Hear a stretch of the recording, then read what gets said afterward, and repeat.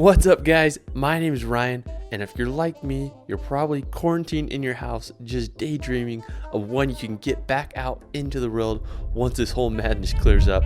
So I wanted to make a list of some places you can go after this virus. So here are my top places to visit after COVID-19.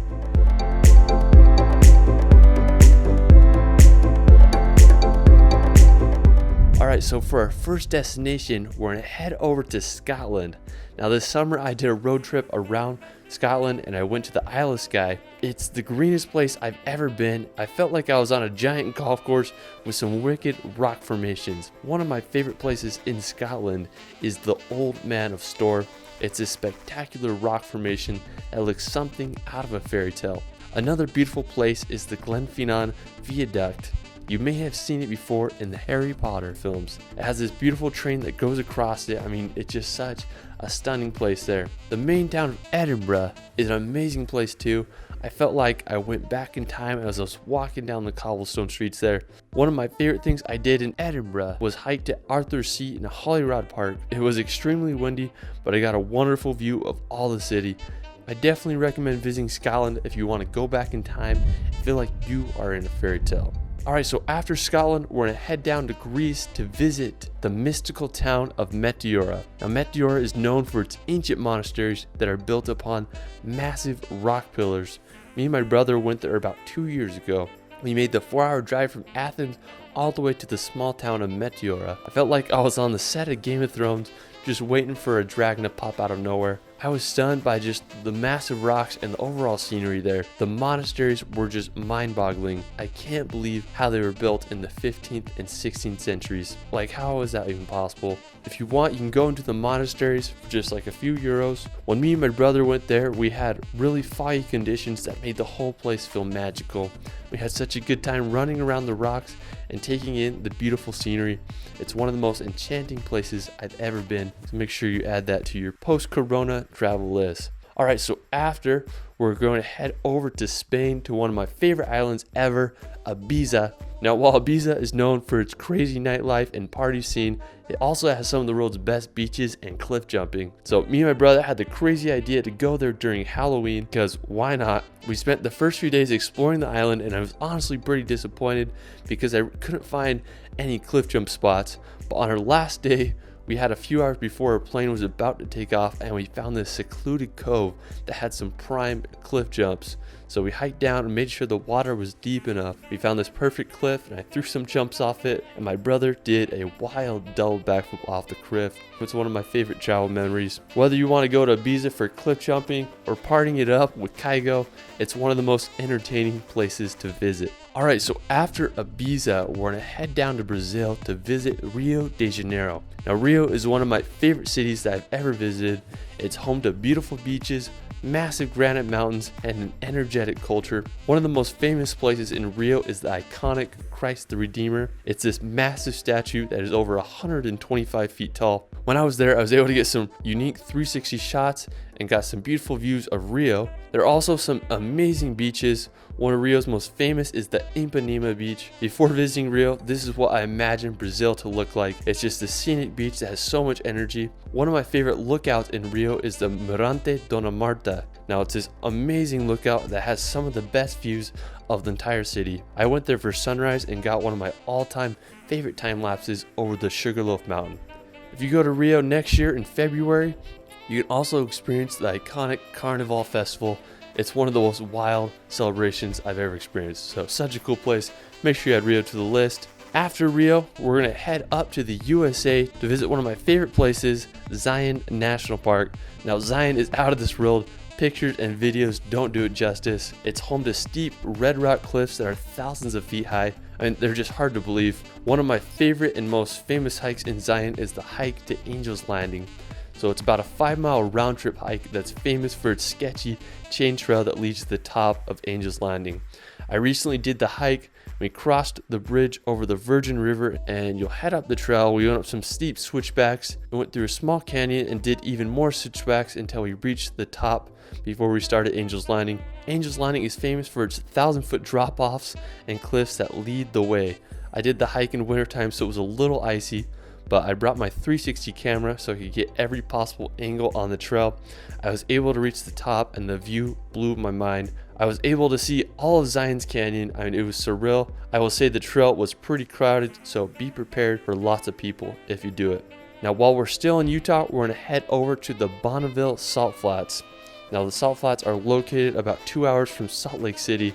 The Salt Flats are one of the craziest locations in Utah, and if not the world. It's basically 30,000 acres of mud covered in a layer of salt. There's no vegetation, and all you can see is white and surrounding mountains.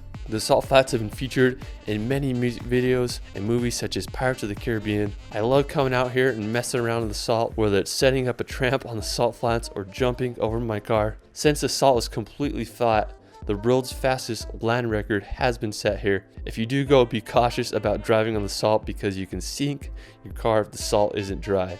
When it rains, the Salt Flats become the world's largest mirror. It's truly a surreal place you gotta visit. Alright, so after Utah, we're gonna head over to the nearby California to visit Big Sur. Located on the Pacific 101 highway, Big Sur is one of America's most scenic drives, known for its winding turns, seaside cliffs, and views of the misty coastline. One of the coolest places in the Big Sur is the Bixby Creek Bridge. It's one of California's most photographed bridge, and you'll understand why when you get there.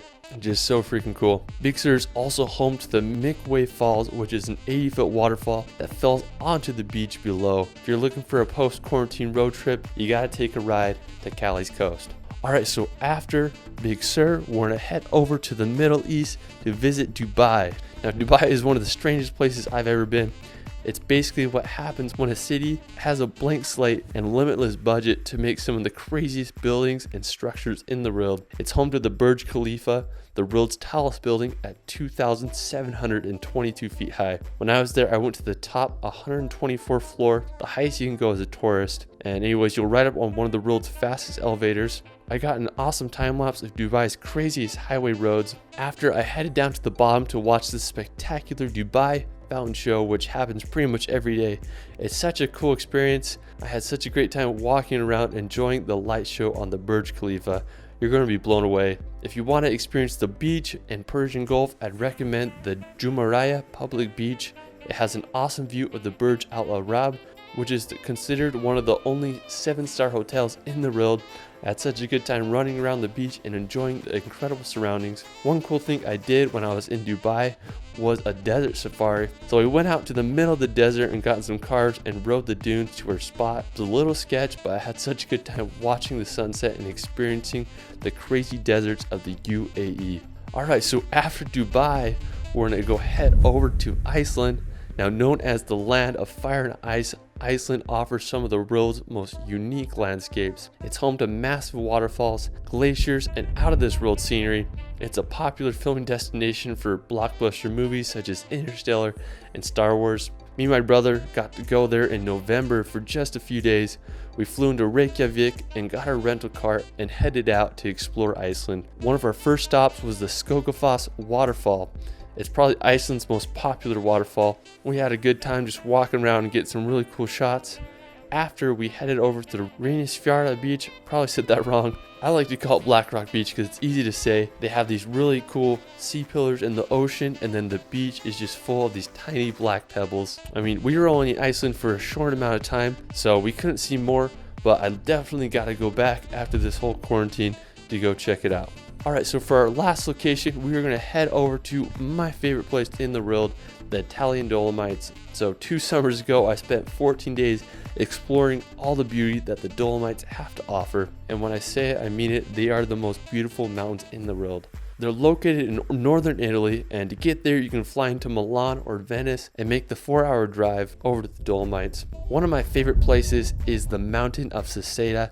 It has to be one of the most epic mountains in the world. It's so jagged, and the contrast of the green slopes with the rocky peaks make it one of the most unique mountains. You can explore the whole area and you're going to feel like you're walking around in a fairy tale. Such a magical place. Another one of my favorite places is Lago di Belvedere. It's one of Europe's most famous lakes. It has such a unique color with an incredible backdrop of mountains. When I was there, I hadn't showered in days, so I decided to put on a show and jump into the freezing cold water. I also recommend visiting Trecime di Lavaredo.